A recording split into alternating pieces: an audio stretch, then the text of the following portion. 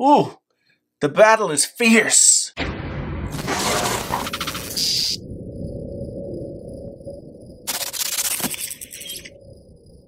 Hey there, friends on YouTube. My name's Jason, sometimes known as the JTL. This is Painfully Honest Tech. Tech so honest. Tech so honest. Tech so honest it hurts. Oh, man. If this is your first time here, don't forget to hit that subscribe button. I've got a bunch of great things coming up this month leading up to the holiday season. I've got video upon video of specialty that you want to be a part of. So subscribe, like this video, do those things. Do it now. We need to talk about these two phones. What makes them similar? What makes them different? What makes one better than the other, if that is a thing that actually exists? Let's go down the list of stuff that we can use to compare these two phones and see what we discover. So, let's talk about first the look and feel of both devices. I think it's pretty obvious when this is a bigger phone. And that's a thing. This is a smaller phone, but it's not as small as the previous iPhone 4.7 inch, but it's still smaller than this. This has home buttons in the interface, whereas this one has no home button. This one has a headphone jack. This one doesn't have a headphone jack. This one is taller, and in some ways, maybe a little bit more unwieldy. This one may sit in the hand a little bit better. But from a build quality standpoint, I'm going to say that they are both on par with one another. They are pretty darn nice when it comes to look and feel, build quality, all that kind of stuff. They both feel like, dare I say, premium devices. You can't go wrong with either one on that front. They are built incredibly well, and while they may be fragile because they are made out of glass, I don't think one can win over the other in terms of just build, look, feel, all that kind of stuff. We need to look further. Let's talk about the interfaces. That's always a good thing to talk about. Here we have a phone that has what you call the Android operating system. It lets you do widgets. It lets you put your icons all over the place. It lets you have a search bar here and the stuff down here, and lets you can swipe down to get to that. Your app drawer widget that tells you that it's cold as well digger's knee, and that's good. I like that. Whereas over here, we've got the standard iPhone grid system, which you can organize, and it can be very easy to get around and all that kind of thing, but it's still just the iPhone grid system. Confining to some, and to others maybe comforting. I don't know.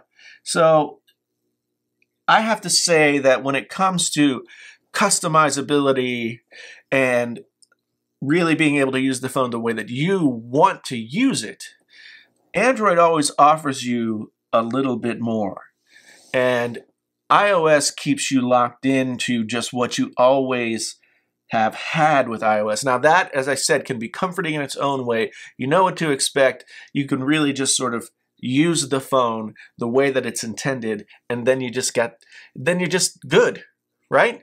If you're somebody who wants more of the customization of your operating system to build around your needs, Android is obviously a place to look. However, it does take a lot of time and a lot of effort to really tweak this thing, whereas this guy, you set it up and it's done. So convenience versus flexibility. That's what we've got in terms of the interfaces of these two phones.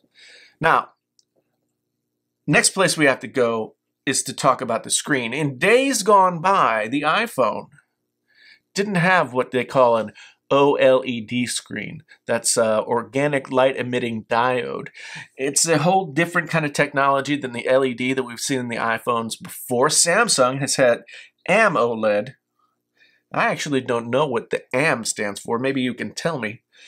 For, I don't know, as long as I can remember, they've had AMOLED screens. Samsung manufactures OLED screens for folks like Apple. It's interesting because Samsung manufactures the majority of the OLED screens in the world, but yet they don't offer televisions with OLED screens. and LG does. They're the other people who make OLED screens. And the LG OLED screens on televisions are amazing, but on phones they're not so great. I'm sorry, I digress. I guess if you want to compare these two screens, I would say that the iPhone looks a little bit more natural and has a little bit more fidelity to the color gamuts that make it look true to, I guess it gives it a little bit more truer representation of color, where Samsung, they've always been known to have really punchy, really sort of oversaturated and contrasty screens.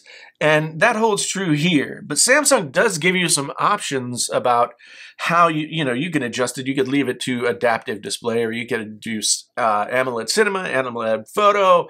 And they give you more options. That's going to be the theme for the majority of this review, is that options, what Apple wants to give you. And there's nothing inherently wrong about either.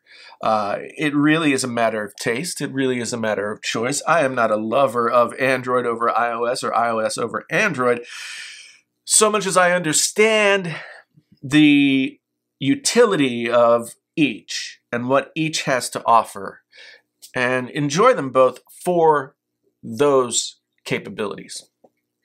So now let's go on and talk next about the cameras, which they both have, and they both have dual cameras on the back, 12 megapixels, one regular, one telephoto, and that's pretty standard for the flagship smartphone of 2017. When you're talking about which one takes better pictures, again, and I've said this a lot, I really think it ultimately comes down to personal choice. The iPhone X camera, I think, in my estimation, takes a little bit more of a natural photo. It's not over sharpened. It's not kind of anything but Apple trying to create the most camera-like experience from their camera. And it has portrait mode on the back, so you can do the bokeh effect, which is where everything but the subject is blurred out. And you can do that both in the front-facing camera and on the back-facing camera. Front-facing camera, not so great, but it's software which can be improved, and I'm sure it will be over time. Whereas the nice thing about the bokeh effect that you can get on the back cameras of the Note 8 is you can also do this software bokeh effect, but you have a little slider that you can dial it in more or less so that it looks best to you however you think. There's not any place where one camera is really over and above better than the other. So if you're following along at home, at this point, other than size and differences in the interface, there's not really anything all that spectacular that sets one phone apart from the other. Let's continue on our journey and see which one. Let's see if some differences do present themselves so that the choice between one or the other is not merely a cosmetic thing. Okay, first, it's always important to talk about battery life on a phone. And I've used Android phones since Android first came out. I've used iPhones since iPhones first came out. And Android phone battery life has gotten better over the years. The Snapdragon 835 chip that's in here really has helped the battery life on all the 835 phones that I've used. And I found that the Note 8 has been pretty good with battery. I mean, right now it is 426 and I've got 75% battery left. I haven't been digging into the phone and really using it a ton today. And this has not been my daily driver for the past couple of days, so I haven't charged it. I haven't charged it since maybe Thursday, and it still has about 25% left. The standby time, which means when you have the phone sort of just sitting, not doing anything, standby time on iPhones has always been unbelievable. It almost uses no battery when you're not using it. And these are the Android phones that I've used this year are better than others of the past in terms of standby time, but you still do lose a considerable percentage over the time that it's just sitting around not doing nothing. It's not like it drops 20% overnight if you leave it unplugged or anything like that, but it is like maybe between 5 and 10% can get drained out just by sitting around. So battery life on these two phones is comparable. I was worried that the iPhone X, because of its smaller size, would be closer to the iPhone 4.7-inch variety as opposed to the plus size 5.5-inch iPhone models. But I found that while it's not as great, it doesn't have as great a battery life as the plus size models, it definitely has gotten better as they've updated to iOS 11. Now that we're in 11.2 point something, the battery life is really pretty darn impressive in this phone, especially for a phone of its size. The battery life here on the Note 8 has been really good, better than in the past, although I do find sometimes that the battery drains inconsistently. And maybe it has something to do with what you do with the phone over the particular day, but sometimes it's just a beast and I'll go to bed with 50% battery, and sometimes it'll really drain down to the 20s and the teens. And I don't really monitor my usage enough to know like if there's one specific instance or a couple of different instances where battery drains precipitously in this and not in this. Once again, we find ourselves in a place where battery life is not going to be the major deciding factor, one versus the other. They're both very good, maybe a little bit more inconsistent in its drainage rate over here on the Note 8, whereas the iPhone, it has been pretty beastly as I've been using it. All these major aspects of these two phones are comparable, at least in their own ways. What makes them special? What makes each one unique from the other? And there are some things. Some people like the fact that the Note 8 is a very svelte and flat-backed phone.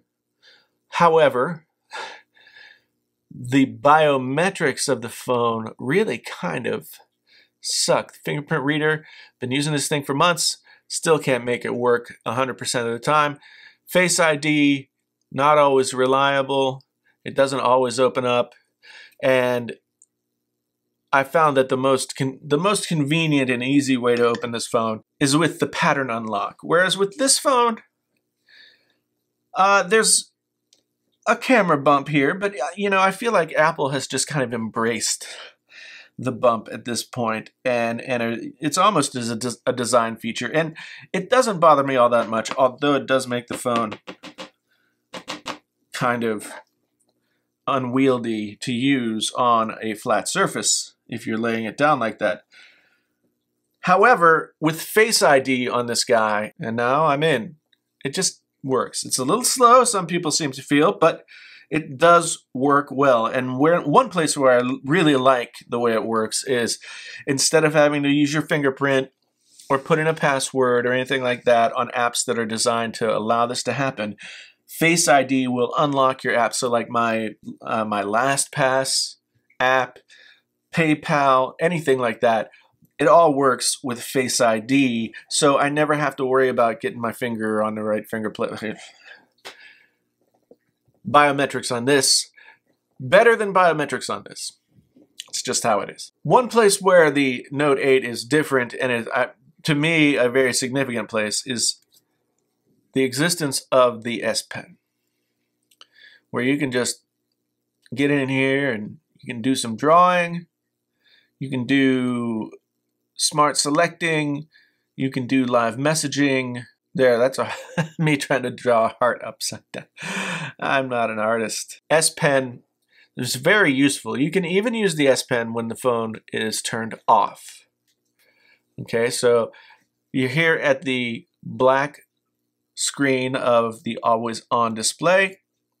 Pull this out, and now you can write. I find that incredibly useful for me as a writer. The S Pen is very functional for me. Others maybe not so much. This phone also has a headphone jack. And the headphone jack is really important. Now, this is not as nice a headphone jack in terms of how it sounds as something like the LG V30, but it's a headphone jack, and you can plug your headphones into it. This has a lightning port, and only one, and no headphone jack. I say this all the time, but Apple, the iPhone lineage comes from the iPod, which was the digital music device that made digital music a thing.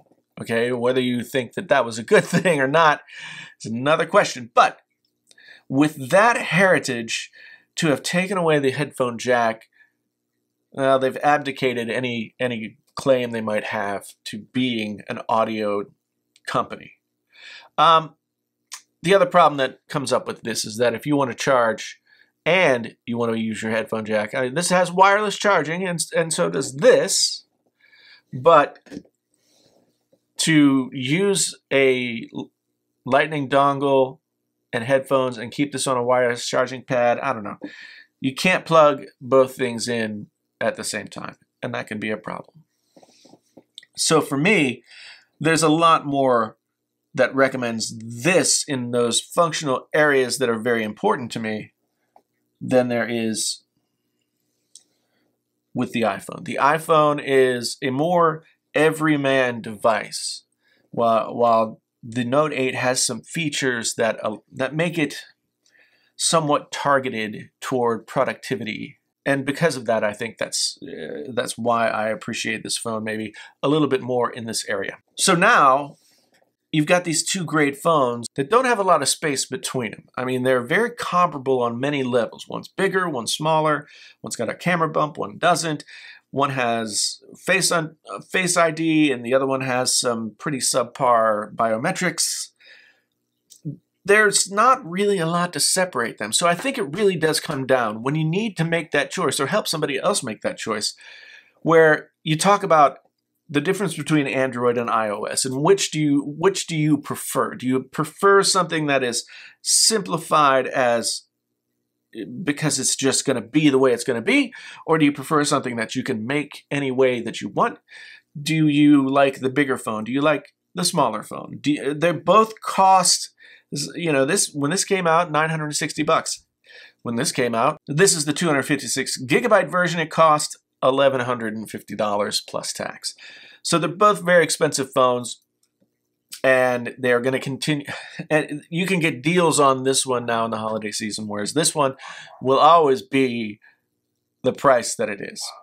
So it's difficult for me to tell you which one you could or should prefer. They are both fantastic phones. The iPhone sort of made a quantum leap forward in what iPhones are this year, whereas the Note 8 really did an impressive job of coming back from the fiery debacle of the Note 7 and became a pretty darn good phone. Oh, I gotta mention that this Bixby button, completely pointless, completely useless. I hope Bixby dies 1,000 deaths. Whereas Siri is like, you know, you're kind of like your cousin that got dropped on the head when he was a baby. Siri is useless to me. So anyway, you can have Google Assistant on this, and Google Assistant is actually pretty darn good. So for me, they're both great phones. The productivity, usability aspects of the Note 8 make it a better choice for me, whereas there's a lot that I really like about the iPhone X. You tell me down in the comments which one you prefer. Tell me why. Let's be nice about it. Thank you all for being here. I really do appreciate it. It's been really fun for me this year covering these phones, talking about what I like or don't like about them, and I'm glad that you're all here. So thank you. My name's Jason, sometimes known as the JTL. This is Painfully Honest Tech. Tech so honest it hurts. If you would please consider subscribing, I would really appreciate it. Liking the video does help it in all those algorithmic ways. And until the next time, I'm out.